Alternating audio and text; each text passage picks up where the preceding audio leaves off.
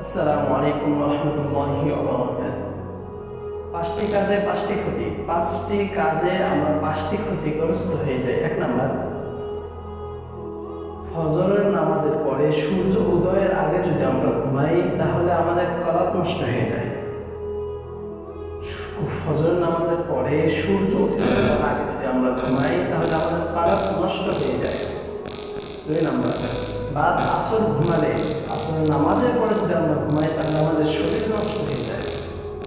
বাদ মাগরিব ঘুমালে মেধা অকেজ হয়ে যায়, ব্রেন নষ্ট হয়ে যায়, ব্রেন কাজ করে না মাগরিবের পরে। ঈশার পূর্বে ঘুমাইলে, ঈশার আগে যদি ঘুমাই তাহলে রিজিক, আমাদের রুজির বরকত নষ্ট হয়ে যায়। পাঁচ, শেষ রাতে ঘুম থেকে না উঠলে অর্থাৎ তাহাজ্জুদের নামাজের জন্য যদি না উঠি তাহলে আমাদের হেদায়েত থেকে মাহরুম হয়ে যায়। এই পাঁচ কাজে পাঁচটি। এই জন্য এই পাঁচ সময় আমরা ঘুমানোর চেষ্টাও করবো না। আল্লাহ তাআলা সবাইকে আমল করার তৌফিক দান করুক।